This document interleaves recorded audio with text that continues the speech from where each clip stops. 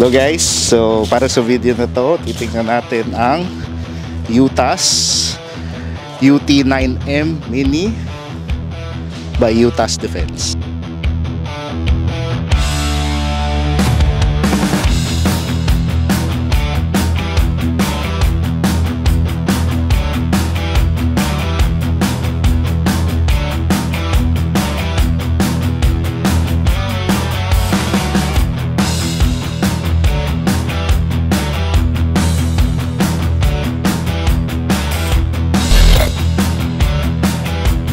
Okay, so ito yung case na kasama niya. Pag bukas natin, ito lahat ng inclusions. Okay, for yung unit mo, meron tayong kasamang compensator, 2 Glock style magazines, and meron reverse grip. Okay, so para sa unit itself, okay, meron tayong 9mm direct blowback PCC. So start from the top, meron tayong 6-inch barrel na may 1 in 10 twist. Okay, top rail natin may kasama na siyang back up, front and rear side. Okay, yung bolt lock, bolt release natin ito. Okay, it accepts Glock magazines. Okay, and ito, folding stock na siya. Okay, so nakausap natin yung importer na si Shooter's Arms, and according to them, lahat ng parts except for the charging handle ay compatible with AR parts. Okay, except obviously the upper. So hindi ko lang masubukan today. So yung trigger accepts AR triggers, then but yun, we'll check siguro sa other episodes kung totoo ba. So except for the charging handle, yung charging handle daw is proprietary. So yung pistol grip mo pwede mo palitan with any AR pistol grip na available sa market. And ayun, siguro malaking plus itong folding stock, yeah. So the amount of money people spend just to get their AR9s to fold is ridiculous. So the fact na kasama na ito, it's a big plus. Okay, tapos dito may ano na tayo, QD sling point. Okay, so initial impressions, it's a very short firearm, bagay na bagay for mga mahilig mag bag carry dyan. So madali lang siya itago. I think 15 inches siya overall length pag folded. So yeah, messenger bags or kahit saan pwede mo siya itago. So ayan, and siguro the biggest pro of this PCC is the price. Okay, so unfortunately hindi lang natin ma-discuss, pero when I found out the price, sabi ko grabe, I really have to get my hands on one of these. Just to note lang, yung incoming shipments nila wala ng vertical grip. Also, if you notice, ito left folding siya. Okay, yung parating is right folding. Okay, so don't worry. Baka concern nyo is baka pag fold niya matakpan yung ejection port. So pag tinignan mo naman, may mga butas tayo dito, so you can still fire this gun while folded. Dito sa space na to, yun lang dadaan yung basyo. Okay, so hindi siya magja-jump.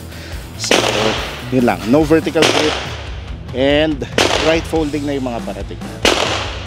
Okay. Okay guys, so salamat nga pala sa sponsor ng video natin, Arms for Shooting Center. Sila provide ng ammo for this video. So yeah, thank you.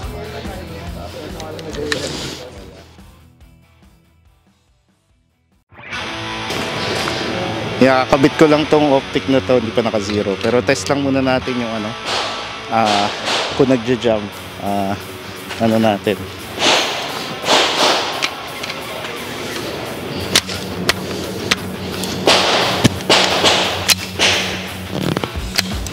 Okay. Firing.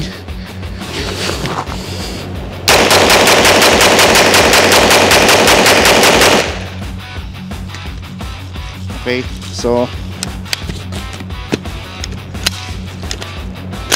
weird lang, but hindi siya nagla-lock back. Pero yun, wala naman jump. So okay. Okay, so ito yung stock mag niya. Hindi nagla-lock back. Pag nilagyan natin ng ano,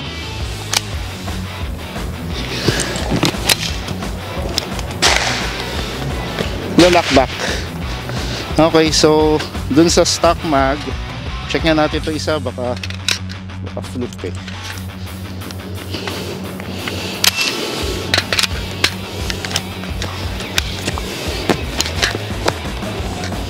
Okay, so dito sa isa ayaw, ito nag-lock. Check nga natin ulit.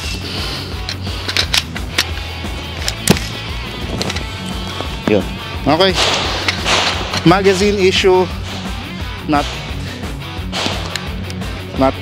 ano, gun related. So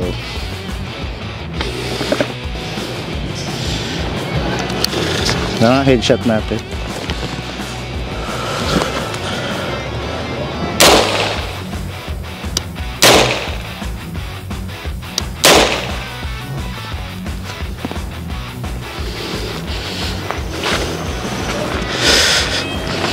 Okay, so shooting low, naka 0 to at 50 meters for another gun. So okay naman, just aim higher, I guess. Ayun, plates, pakita mo. Okay.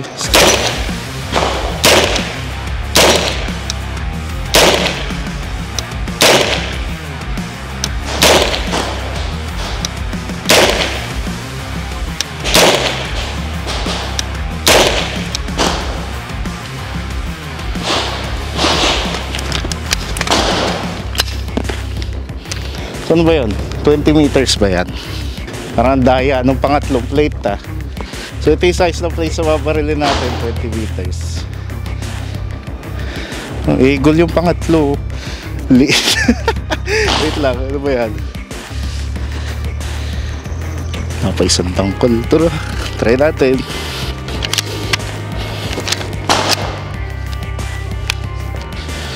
Okay. Firing.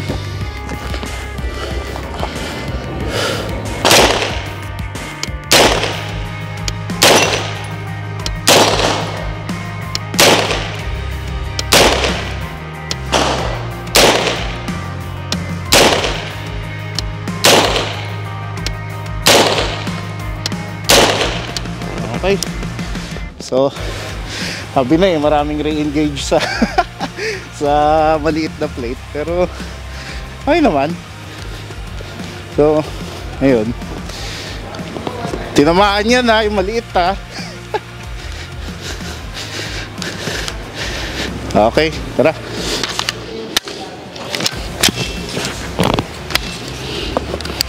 Okay. Firing.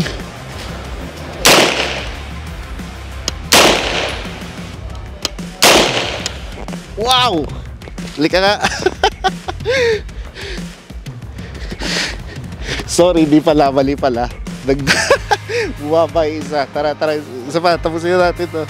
Tapusin ko na to.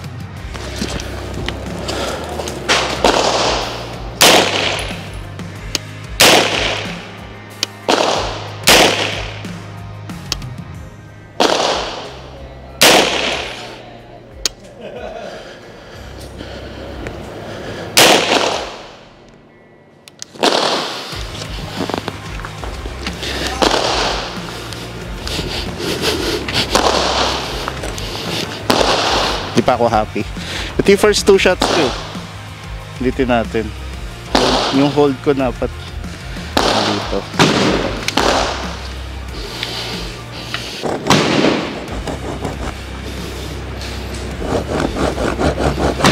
Para tumama dito.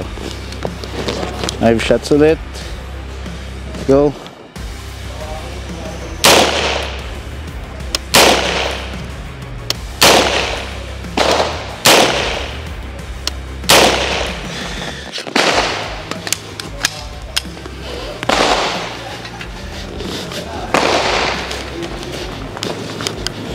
One, two, three, four, five. Okay, so yun. So ganyan. Headshot. Nandito yung aim ko. So let's go. Okay, ulo.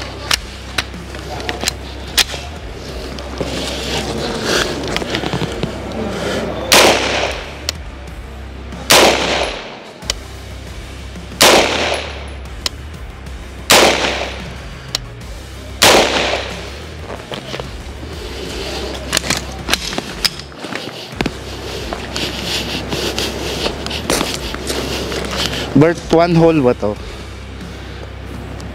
Oh, yan na nga. So, 1, ito yung first shot natin. Tapos, 2 or 3, oh, whatever. So, yan. So, 5. So, yun. So, by the way, dito sa review natin, ginamit natin itong Vortex UH1.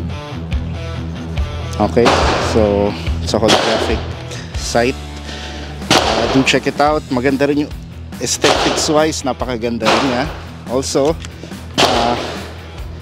ito 40 rounder 9mm mag by Chris Vector, nakuha ko from Tactical Precision. Tingnan mo naman guys, so forma. So ayun, final thoughts siguro, walang jam. Okay. Throughout our entire testing, hindi nag-jam yung unit natin.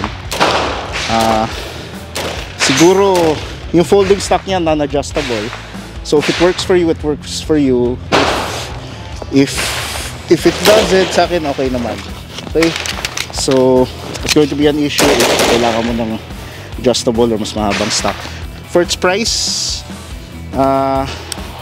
you should definitely consider this for your whether home defense or if you're someone who travels a lot with a firearm. Definitely I would consider this. Okay, so that's it guys. UTAS UT9M. Okay, great overall PCC. Yeah, wala akong masabi, and go get one. And also, I'd like to thank PowerScore Shooting Center for being the ammo sponsor of this video. Also, if you like my vest, okay, so lahat to nakuha ko from Bad International. So ito yung Maximus placard niya with SMG inserts.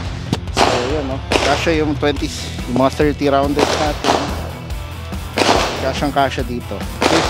So you can carry 7 Glock mags. Okay? So pwedeng yung PCC mags mo nandito, and then yung pistol mags mo just sa gilid. Okay, very convenient, ganda. And of course, maraming salamat sa Wolf Guns PH sa pagpapahiram sa atin ng unit na ito. And do message them or si Shooters Arms kung interested kayo kumuha ng unit na ito.